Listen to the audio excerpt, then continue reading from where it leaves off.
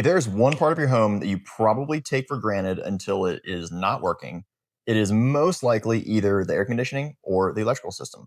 So today we're going to talk about the electrical system. So this video is video number 4 of my 9-part series about all the different systems of your house.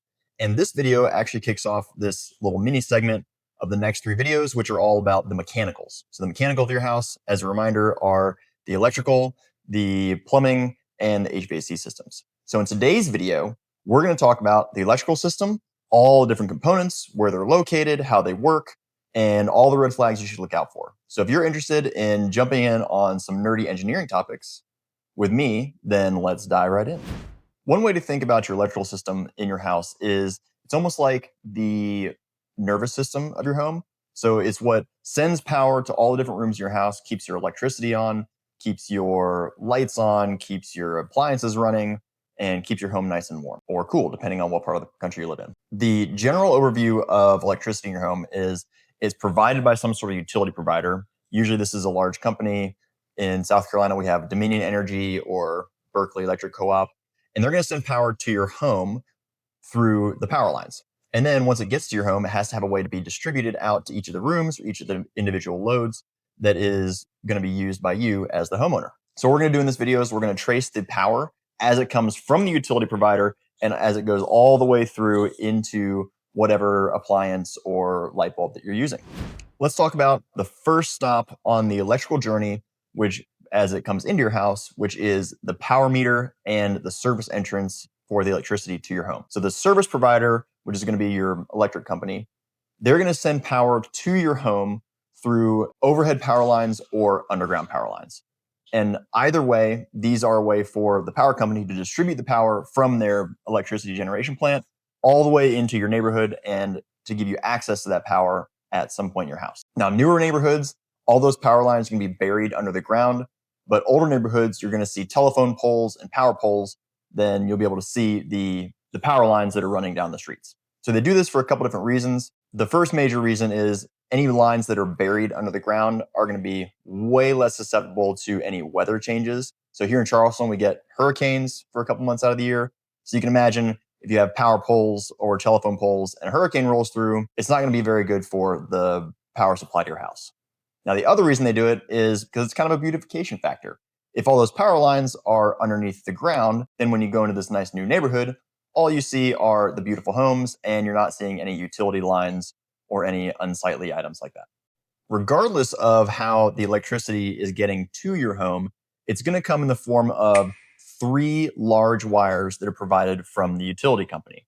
Now, these wires include 2 hot wires, each one providing 120 volts, and then 1 neutral or common wire, which allows the power to return from your home to the electric company.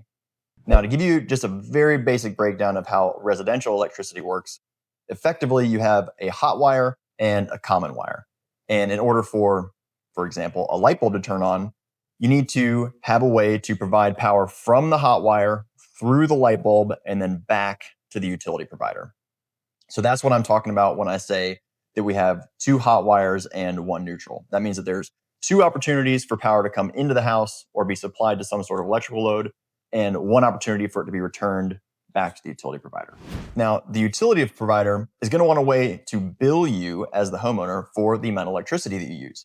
So what they do is they put an electricity meter that connects the service entrance of the electricity to your house to the main breaker panel, which is inside the house. So any electricity that you're using in the home has to go through this meter, which has a way to measure the amount of current or the amount of electricity that you're using. Then the electric company can either send someone out to read the amount of kilowatts, which is the power that you're using in the house, or some newer companies or some newer meters have an electronic reporting feature. So the company doesn't even have to come out to check your power anymore. They can just get it immediately remotely through their system, which is pretty nice.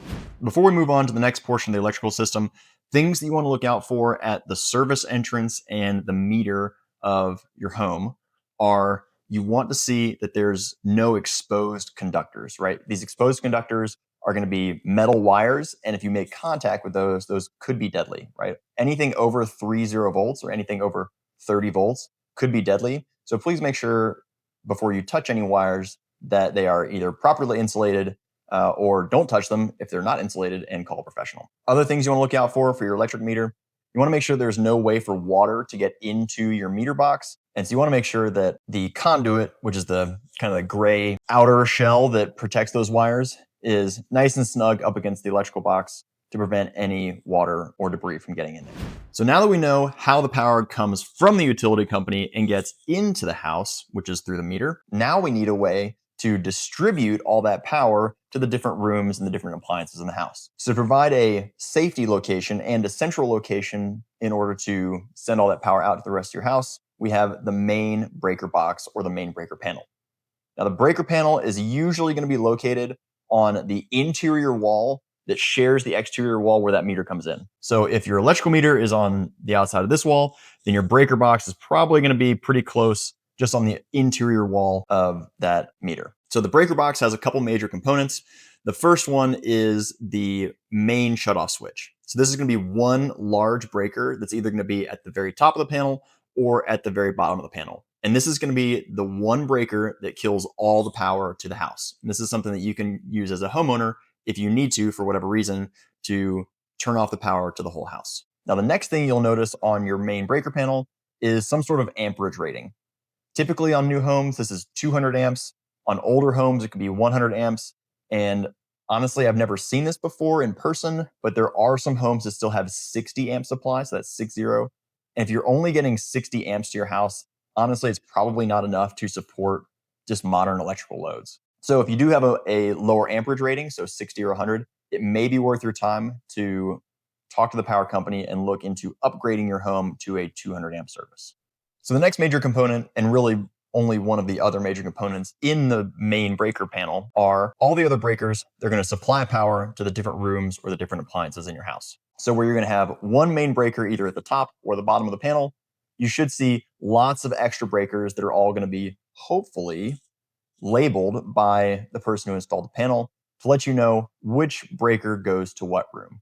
Now, typically, each room is going to have its own breaker, so they should be labeled bedroom 1, bedroom 2, something like that. And each major appliance should also have their own breaker, such as the washer, the dryer, microwave, fridge, dishwasher, stove, right? Anything that has a larger electrical load should have its own breaker associated with that. Now, sometimes it may be helpful if you have a larger home or a finish room over the garage, also known as a frog, or maybe a mother-in-law suite, something along those lines. It may be useful to have a separate panel that provides power to all the loads in that particular area of the house. And in this case, you're going to have our next major component, which is a sub-panel. A sub-panel is very similar to what a main breaker panel is.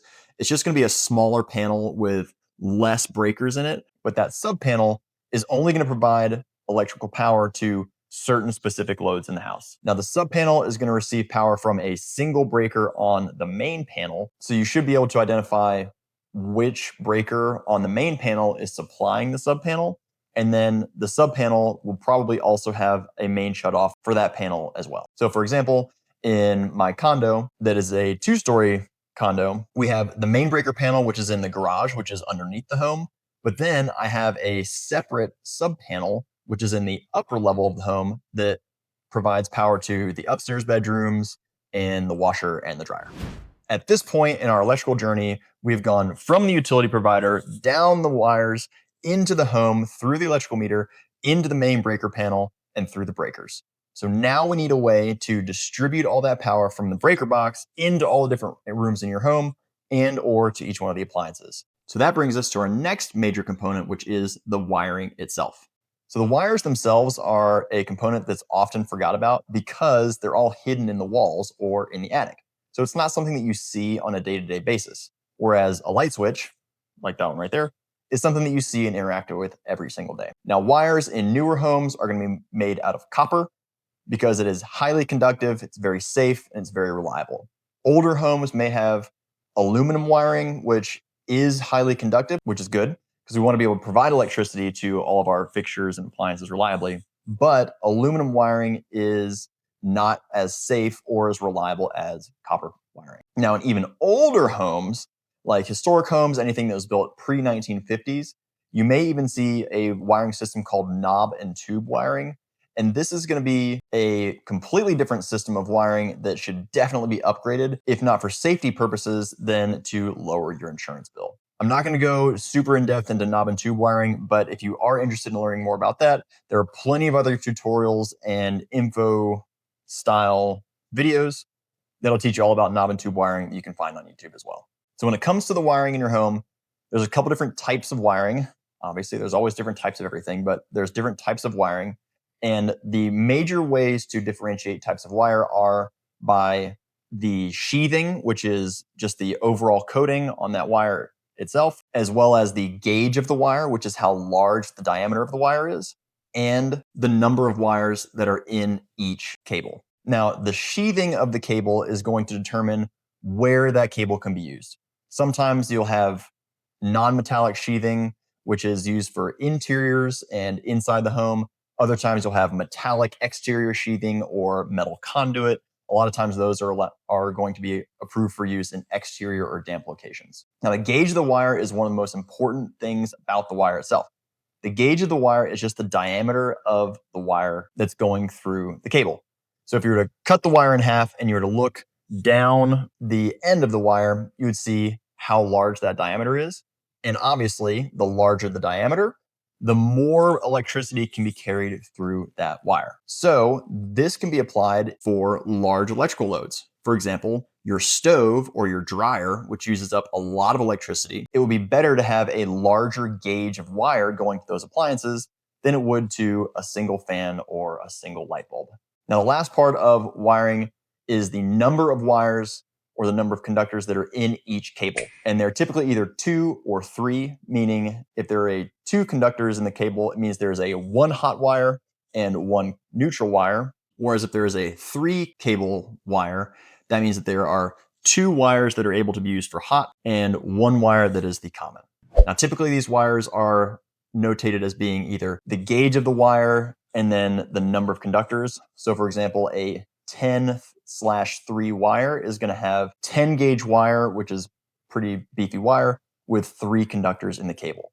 Smaller wire will be 12 gauge wire with 2 conductors, which would be notated by a 12-2 designation. If you want to learn a little bit more about the electrical wiring and all the specifics of that, you can send me a message or post a comment, and I'll be happy to get back to you to give you a little private tutorial. Whew. Okay, so now on our electrical journey, we've made it from the power company, through the meter, into the breaker box, out through the breakers, through the wires, and now we are in one of the last components, which is the fixtures, the switches, and the outlets themselves. Typically, the way residential electrical wiring is going to be set up is each room is going to have a single conductor called a home run. So a single home run that goes from the breaker panel all the way to that room, and that conductor or that wire provides power to all of the outlets and all of the lights and all the fans or switches or whatever may be in that room. What's pretty common is to have that home run wire go from the breaker box through the attic and down into the light switch that's on the wall right at the entrance of the room. And then from there, the wire goes from the light switch down and links through the rest of the walls into the outlets themselves. That way, there's a simple way to track where power is going into the room and where power is going out of the room for future electrical changes. Light switches and electrical outlets are pretty simple items, so I'm not going to deep dive into what those are and how they work, but effectively, a light switch is just going to provide a way to interrupt the power supply to whatever it's supplying power to.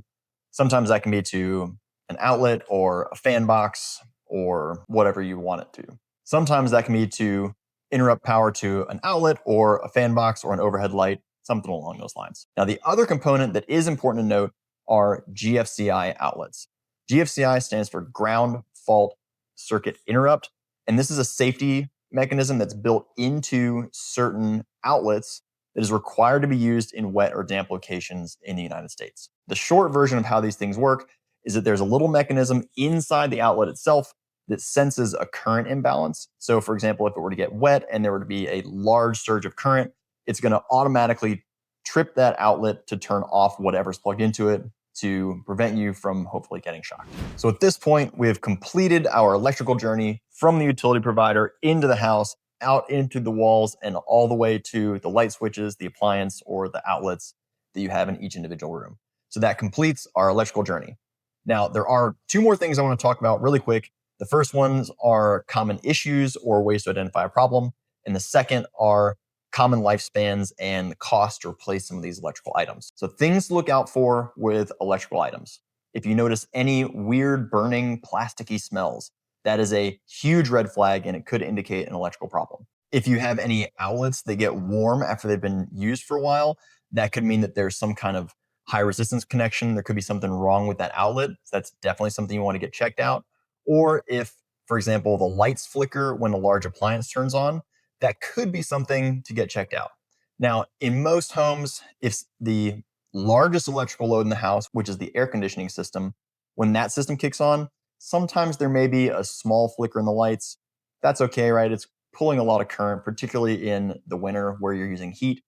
The other time I see a little flicker of the lights is when someone turns on a hair dryer, because again, that's just a very small appliance that uses a ton of electricity. So small momentary blips in or flickering lights when you first turn on a component that's pulling a lot of electrical power, that may be okay.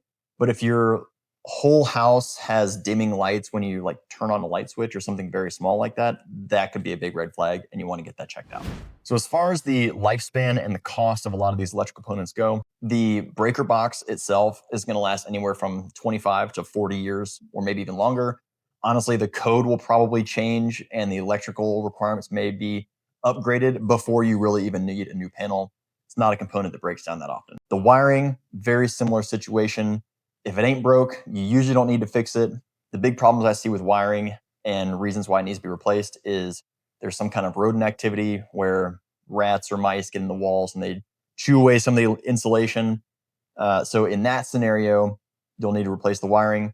If you're going to rewire the whole house, it's going to be pretty penny. It's probably going to be anywhere from $10,000 to $20,000, depending on the size of your home, the type of wiring, how expensive your electrician is. Lots of different things go into that. Your breaker box, if you need to replace that main breaker panel, probably going to be around $1,500 to $4,000. Again, depending on what type of upgrade you're doing, how expensive your electrician is, general items like that. Now, the good news is if you want to upgrade little things like your light switches or your outlets, those are usually pretty cheap, sometimes less than $1 or $2 per item. So, for example, a light switch is only going to be about $1 or $2 per light switch, but it's the labor that's going to cost you. So, if you get a licensed electrician out to swap out a light switch or swap out an outlet, it's probably going to cost you about $100, $150 per outlet, depending on how much time it takes them to do that. But the materials themselves, not very expensive. So that is about it for the electrical system. I know this video ran a little long. Apologize. I get excited about nerdy engineering topics like electricity and water and heating and air conditioning, for example. But hopefully this video gave you a good deep dive on the different electrical components in your house, how they work, what they're for, things to look out for. If you're interested in finding out more about these types of things, please feel free to drop a comment or send me a message. Or if you want to see just a general overview, I've got an overview video that should be in the same playlist. And if you want to see more information about the other mechanical systems, you'll have to check back in the next couple of weeks where I'm going to be doing a similar deep dive on the next two major systems, which are plumbing and HVAC.